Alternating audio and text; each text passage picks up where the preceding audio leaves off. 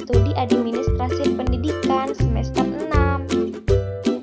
Pada kesempatan kali ini saya akan membahas mengenai perencanaan strategis lembaga pendidikan non-formal. Nah, yang pertama yaitu perencanaan pendidikan non-formal. Berbicara perencanaan merupakan cakupan manajemen, karena pada dasarnya perencanaan merupakan bagian dari manajemen. Manajemen program pendidikan non-formal adalah terapan dari pengertian dan prinsip-prinsip manajemen umum. Adapun pengertian manajemen yang dikemukakan oleh para ahli adalah sebagai berikut. Menurut Dr. Randes Liang Li, mengartikan manajemen adalah ilmu dalam perencanaan, pengorganisasian, penyusunan, pengarahan, dan pengawasan dari manusia untuk menentukan capaian tujuan sebagaimana yang telah ditetapkan. Adapun fungsi dari perencanaan pendidikan non-formal dalam pembangunan masyarakat, yaitu yang pertama menyusun rangkaian tindakan penyelenggaraan PNF atau pendidikan non-formal yang sistematis dalam mencapai tujuan organisasi dan lembaga pendidikan non-formal. Kedua, upaya untuk mengoptimalkan penggunaan sumber daya secara efektif dan efisien untuk mencapai tujuan yang telah ditetapkan. Dan selanjutnya, langkah-langkah yang harus ditempuh dalam merencanakan penyelenggaraan pendidikan non-formal, yaitu yang pertama, melakukan studi kelayakan. Yang kedua, analisis studi kelayakan. Kemudian, menetapkan daerah pengembangan, lalu menentukan populasi sasaran. Nah, ada 3 hal yang perlu mendapat perhatian, yaitu antara lain motivasi, kecenderungan dan minat peserta, kegairahan dan kemampuan peserta, harapan-harapan dan cita-cita. Lalu yang ketiga, mengidentifikasi kebutuhan belajar. Kebutuhan belajar sangat besar pengaruhnya terhadap keberhasilan belajar. Yang berkaitan dengan hal ini yaitu yang pertama, apa yang ingin diketahui atau dipelajari. Yang kedua, sumber-sumber belajar yang dapat mendukung kebutuhan belajar masyarakat. Yang ketiga, kebutuhan belajar yang belum terungkapkan. Yang keempat, mempertemukan kebutuhan belajar dan sumber belajar. Nah, dan kemudian merencanakan penyampaian yang tepat. Ada beberapa bentuk sistem penyampaian yang dapat digunakan dalam pengembangan program pendidikan non-formal. Yang pertama, siaran pendidikan melalui radio dan televisi. Yang kedua, pusat kegiatan belajar masyarakat atau PKBM. Yang ketiga, sistem belajar jarak jauh, buku-buku paket dan rekaman penjelasannya, ceramah-ceramah reguler, taman bacaan masyarakat, pameran-pameran pendidikan, serta menetapkan tugas-tugas pengembangan dan pelaksanaan kegiatan. Yang kedua, penyelenggaraan pendidikan non-formal. Dasar penyelenggaraan pendidikan non-formal dari segi kesejahteraan tidak bisa lepas dari 5 aspek, yaitu yang pertama, aspek pelestarian budaya. Yang kedua, aspek teoritis. Yang ketiga, dasar pijakan. Dan yang keempat, aspek kebutuhan terhadap pendidikan serta keterbatasan lembaga pendidikan sekolah. Nah, kemudian proses penyelenggaraan pendidikan non-formal ialah berangkat dari perencanaan yang telah dibuat di awal pendirian lembaganya. Proses tersebut tak luput dari fungsi manajemen, yakni fungsi actualing atau pergerakan. Nah, untuk pembahasan selanjutnya yaitu mengenai rencana operasional penyelenggaraan pendidikan non-formal. Dalam penyelenggaraan pendidikan non-formal dibutuhkan perencanaan jangka panjang yang dapat menjadikan track atau sebagai acuan dalam melaksanakan kegiatan atau program-program dalam lembaga pendidikan. Penyelenggaraan pendidikan non-formal harus sesuai dengan tujuannya yang tercantum pada dalam pasal 26 Undang-Undang Nomor 20 Tahun 2003 tentang Sistem Pendidikan Nasional Pendidikan Non-Formal, diselenggarakan bagi warga masyarakat yang memerlukan layanan pendidikan yang berfungsi sebagai pengganti, penambah, dan atau pelengkap pendidikan formal dalam rangka mendukung pendidikan sepanjang hayat. Pendidikan non-formal berfungsi mengembangkan potensi peserta didik dengan penekanan pada penguasaan pengetahuan dan keterampilan fungsional serta pengembangan sikap dan kepribadian profesional menurut Pemerintah Republik Indonesia tahun 2003. Nah, untuk mencapai tujuan yang sesuai dengan undang-undang tersebut, maka diharuskan menurut Morford dalam Made Pidarta tahun 2005, prosedur yang harus diperhatikan dalam membuat perencanaan operasional adalah yaitu yang pertama, mengumpulkan informasi dan analisa data.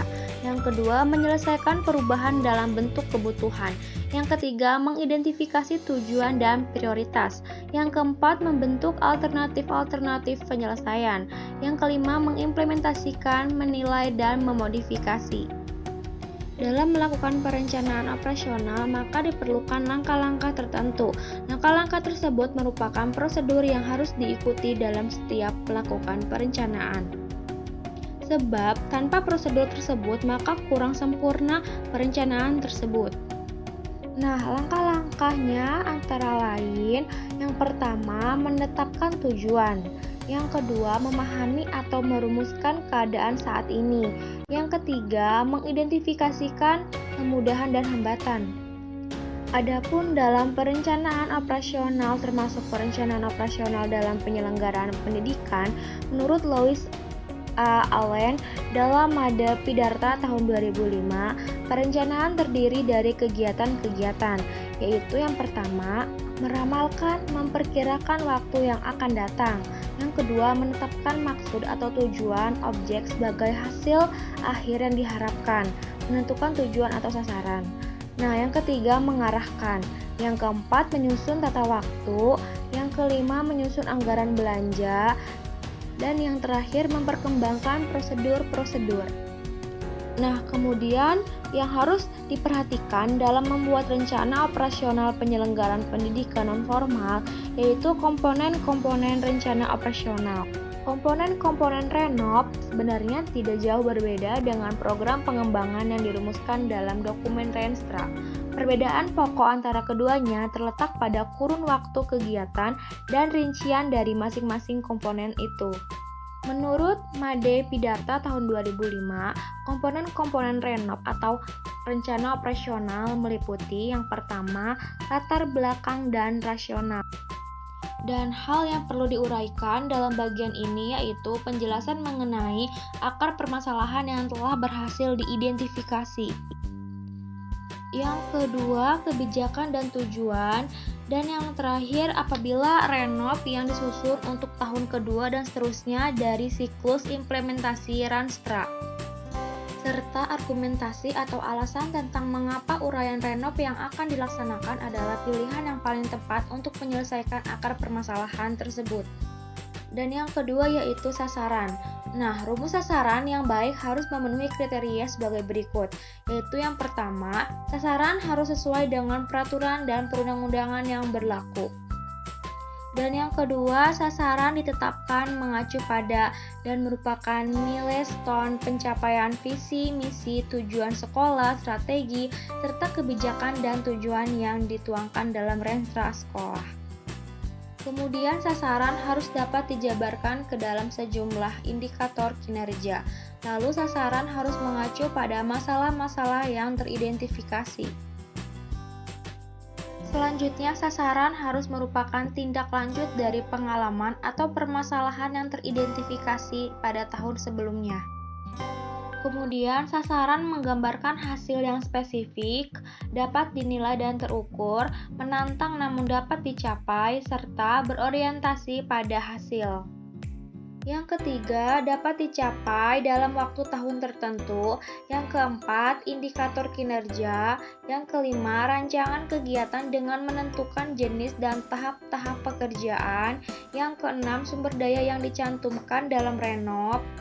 Yang ketujuh, jadwal kegiatan, dan yang terakhir, penanggung jawab kegiatan. Nah, selanjutnya kita akan membahas mengenai pengaturan pelaksanaan sumber belajar dan evaluasi penyelenggaraan pendidikan non-formal. Nah, sebelumnya kita harus tahu terlebih dahulu mengenai pengertian pengaturan pelaksanaan. Menurut Usman tahun 2002 mengemukakan peraturan pelaksanaan sebagai evaluasi dan pelaksanaan adalah perluasan aktivitas yang saling menyesuaikan. Jadi, pengaturan pelaksanaan merupakan aktivitas atau usaha-usaha yang dilaksanakan untuk melaksanakan semua rencana dan kebijaksanaan. Dalam pengaturan pelaksanaan pendidikan di kalangan keluarga dilaksanakan dengan kontinu dan berkesinambungan, sehingga pelaksanaan pendidikan di kalangan keluarga sebagai bentuk dari pendidikan formal yang diberikan oleh orang tua kepada anak-anaknya dapat membentuk perilaku yang mencerminkan nilai-nilai kemanusiaan, karena di dalam keluarga itu lebih banyak menekankan pada aspek pendidikan budi pekerti. Jadi, dapat ditarik kesimpulan bahwa pada dasarnya pelaksanaan suatu program yang telah ditetapkan oleh pemerintah harus sejalan dengan kondisi yang ada, baik itu di lapangan maupun di luar lapangan, yang mana dalam kegiatannya melibatkan beberapa unsur disertai dengan usaha-usaha yang didukung oleh alat-alat penunjang. Dan kedua yaitu pengertian dari sumber belajar penyelenggaraan pendidikan nonformal. Menurut Jainuddin tahun 1984 mengatakan sumber belajar dapat diartikan segala sesuatu yang dapat digunakan siswa untuk belajar, baik yang secara khusus dirancang untuk belajar maupun tidak. Adapun klasifikasi sumber belajar menjadi 6, yaitu yang pertama, manusia sumber, berupa orang atau masyarakat. Yang kedua, bahan pengajaran. Yang ketiga, situasi belajar atau lingkungan. Yang keempat, alat. Yang kelima, perlengkapan belajar. Dan yang terakhir, aktivitas atau teknik dan pesan. Salah satu sumber belajar yang sudah lama diperlukan hingga saat ini dalam setiap lembaga pendidikan atau pelatihan adalah perpustakaan. Sehingga sumber belajar memegang peranan penting dan cukup menentukan dalam meningkatkan kualitas proses pembelajaran. Dan yang ketiga, pengertian pengaturan pelaksanaan sumber belajar penyelenggaraan pendidikan nonformal. Dari pendapat para ahli, dapat disimpulkan bahwa penyelenggaraan pendidikan nonformal adalah suatu kegiatan atau rangkaian kegiatan yang berupa ragam bentuk dari proses pembelajaran seperti penyuluhan dan kelompok belajar serta proses pengolahan usaha kerjasama sekelompok manusia yang tergabung dalam organisasi pendidikan untuk mencapai tujuan pendidikan yang telah ditentukan. Nah, dan selanjutnya mengenai evaluasi penyelenggaraan pendidikan nonformal. Yang pertama, apa sih itu evaluasi? Ada yang mengemukakan para ahli yaitu Groteloshen tahun 1976 bahwa evaluasi program adalah proses pengujian berbagai objek atau peristiwa tertentu dengan menggunakan ukuran-ukuran nilai khusus dengan tujuan untuk menentukan keputusan-keputusan yang sesuai. Berdasarkan pengertian ini, maka evaluasi program adalah kegiatan pengujian terhadap sesuatu fakta atau kenyataan sebagai bahan untuk pengambilan keputusan. Adapun menurut Sihombing tahun 2001, evaluasi perlu dilakukan secara teratur dan terus-menerus, bukan hanya pada akhir kegiatan pembelajaran. Apabila evaluasi hanya dilakukan pada akhir kegiatan pembelajaran, maka ada kecenderungan peserta didik hanya akan belajar pada waktu menjelang akhir kegiatan pembelajaran itu, dan ini akan mempengaruhi mutu hasil belajar. Dan yang kedua, penyelenggaraan pendidikan nonformal. Penyelenggaraan pendidikan melalui jalur pendidikan luar sekolah, pemerintah membuat kebijakan yang tujuannya untuk memberikan kemudahan kepada masyarakat atau warga negara yang karena sesuatu hal sehingga tidak dapat mengikuti serta menikmati proses pendidikan yang diselenggarakan melalui jalur pendidikan di sekolah. Umumnya masyarakat tidak dapat mengikuti kegiatan belajar mengajar di sekolah lebih disebabkan oleh adanya keterbatasan ekonomi dan fisik. Dan yang C, pengaturan pelaksanaan sumber belajar dan evaluasi penyelenggaraan pendidikan nonformal. Evaluasi hasil belajar peserta didik berarti kegiatan menilai proses dan hasil belajar siswa baik yang berupa kegiatan kurikuler, kokurikuler, dan ekstrakurikuler. Ditinjau dari segi kegunaannya untuk mengukur keberhasilan peserta didik, ada 3 jenis tes, yaitu tes diagnostik, tes formatif, dan tes sumatif. Kemudian, hasil evaluasi peserta didik tersebut selanjutnya ditindaklanjuti dengan memberikan umpan balik. Ada 2 kegiatan dalam menindaklanjuti hasil penilaian peserta didik antara lain, yaitu yang pertama program remedial, yang kedua program pengayaan.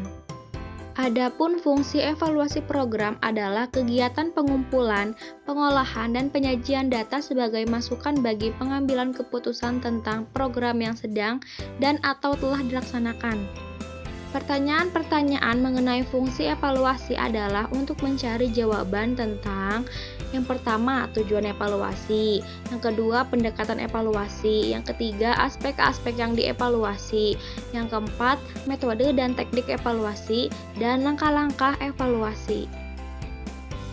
Nah, jadi kesimpulan dari materi yang sudah kita bahas, yaitu pendidikan nonformal adalah setiap kesempatan di mana terdapat komunikasi yang terarah di luar sekolah dan seseorang memperoleh informasi, pengetahuan, latihan, maupun bimbingan sesuai dengan tingkat usia dan kebutuhan hidup, dengan tujuan mengembangkan tingkat keterampilan, sikap, dan nilai-nilai yang memungkinkan baginya menjadi peserta-peserta yang efisien dan efektif dalam lingkungan keluarga, pekerjaan, bahkan lingkungan masyarakat dan negaranya.